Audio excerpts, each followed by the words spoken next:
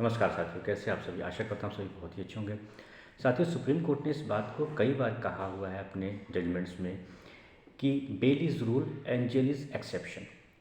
क्योंकि देखिए, हर अपराध के लिए अगर कन्विक्शन होता है तो जेल तो जाना ही है, लेकिन जब बात बेल की आती है तो बेल का भी एक प्रोविज़न है, उसे क्यों नहीं कंसीडर किया जाता है। और यह प्रॉब्लम जनरली हम जो डिस्ट्रिक्ट कोर्ट्स होते हैं वहाँ देखते हैं, और कभी कभी हम हाई कोर्ट्स में भी यह प्रॉब्लम देखते हैं। तो अभी रिसेंटली भी सुप्रीम कोर्ट ने एक मामला आया था सुप्रीम कोर्ट के सामने, जिसमें सुप्रीम कोर्ट ने गाइडलाइन दिया है फिर से। क्योंकि पहले भी सुप्रीम कोर्ट ने कहा है तो इसकी ज़रूरत फिर से महसूस हुई है सुप्रीम कोर्ट को कि फिर से इसे डिटेल में समझाया जाए। ठीक है साथियों, तो वह जो जजमेंट है उसे मैं पढ़ता हूँ और आपको बताने की कोशिश करता हूँ कि सुप्रीम कोर्ट का क्या ऑब्जर्वेशन रहा है इसमें। ठीक है साथियों, यह जजमेंट है आपका ये आपको जजमेंट है गुड्डन अलियास रूप Narayan versus state of Rajasthan. यह 2023 का जजमेंट यानी अभी का लेटेस्ट जजमेंट आया हुआ है। इसमें जो सुप्रीम कोर्ट ने सवाल उठाया है कि जो राजस्थान हाई कोर्ट ने जो कंडीशन लगा दी थी बेल के साथ, उसी पर सवाल उठाया है।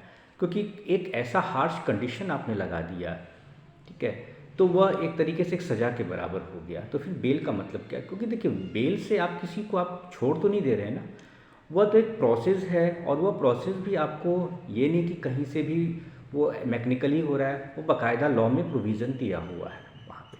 ठीक है, तो इसको थोड़ा सा मैं पढ़ता हूँ कि कोर्ट का ऑब्जर्वेशन इसमें क्या था। ठीक है, इसमें कोर्ट का व्यू था observing that harsh and excessive conditions for bail amount to denying bail. Exactly, बिल्कुल। अगर आप हार्श कंडीशन लगाते हैं तो एक तरीके से वह बेल को रिजेक्ट करने के बराबर ही होता है। The Supreme Court disapproved of the practice of imposing such conditions resulting in the accused languishing in jail. A bench of justice Krishna Murari and V Rama Subramaniam said that jail is the exception and grant of bail is the rule, and in such a scenario the conditions imposed on bail must not be unreasonable। जैसा कि मैंने पहले भी कहा, unreasonable नहीं होना चाहिए, क्योंकि प्रोविज़न दिया हुआ है, सीआरपीसी में दिया हुआ है यहाँ पर बेल का प्रोविज़न 437 438, ये सारे जो प्रोविज़न हैं ये सब क्या है? ये बेल का ही तो प्रोविज़न है। The Supreme Court did not agree with an order passed by the Rajasthan High Court directing an accused to deposit a fine of rupees 1 lakh along with the surety of the same amount and 2 bail bonds of rupees 50,000 each for availing bail in an attempt to murder case, and said it was too onerous, resulting in the accused failing in to comply with the conditions। अब आप खुद देख लीजिए कितना harsh ये judgement दिया हुआ उन्होंने। एक तरीके से बेल ही इससे बेहतर था कि बेल रिजेक्ट कर देते साहब आप। सुप्रीम कोर्ट ने अपनी नाराज़गी जताई है यहाँ पर, स्पष्ट बात यहीं पर है। ठीक है, सुप्रीम कोर्ट ने इसमें कहा है can the appellant for not being able to comply with excessive requirements be detained in custody endlessly. Endless उसको रहना पड़ेगा क्या? अनंत काल तक के लिए।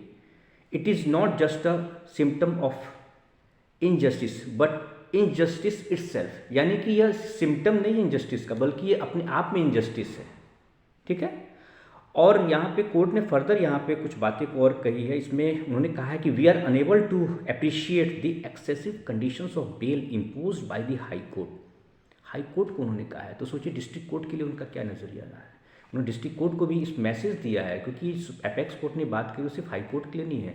इस माध्यम से वो पूरे देश की जो न्याय व्यवस्था है, जो कोर्ट्स हैं, उनको एक मैसेज दिया है, एक गाइडलाइन दिया हुआ है।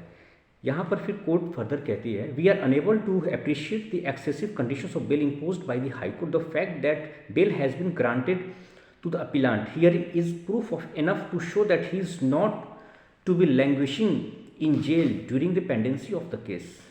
While bail has been granted to the appellant, the excessive conditions imposed have, in fact, in practical manifestation, acted as a refusal to the grant of bail. If the appellant had paid the required amount, it would have been a different matter. However, the fact that the appellant was not able to pay the amount and in default thereof is still languishing in jail is sufficient indication that he was not able to make up the amount, the bench said.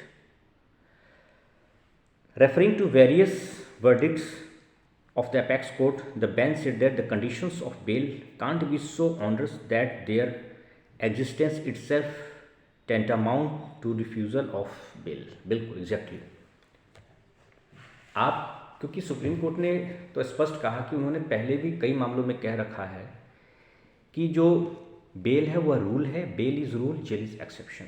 तो यह बातें district courts को, high court को ध्यान में रखनी होगी कि बेल आप दें, बेल का प्रोविज़न है, सारे जो फैक्ट सर्कमस्टांसेस हैं with in the ambit of law consider करते हुए दे। और अगर आप बेल देते हैं तो उसमें आपको कंडीशन जो साथ में लगता है, आपको सियोरिटी का बेल बॉन्ड जो फर्निश किया जाता है, तो बहुत हार्श नहीं होना चाहिए। वो इतना कभी कभी हार्श हो जाता है कि लगता है कि इससे अच्छा बेल होता ही नहीं, हम जेल में ही रह लेंगे। ठीक है, तो जो हमारी जो न्याय व्यवस्था है, जुडिशियल सिस्टम है, रिफॉर्मेटिव है। इस बात को ध्यान रखना पड़ेगा कि हमारा जो कानून है रिफॉर्मेटिव लॉ है। ठीक है, एक हम्मुराबी लॉ है कि आँख के बदले आँख, दांत के बदले दांत। ठीक है, तो ये तो हमारा कानून है नहीं, हमारा कानून अलग है उससे और काफ़ी रिफॉर्मेटिव है। ठीक है, प्रोस्पेक्टिव इसका काफ़ी लार्ज है। आशा करता हूँ साथियों यह वीडियो आप सभी को अच्छा लगा होगा और इसी तरह के महत्वपूर्ण वीडियो के लिए आप मेरे YouTube चैनल लॉकुल को सब्सक्राइब करें। नमस्कार।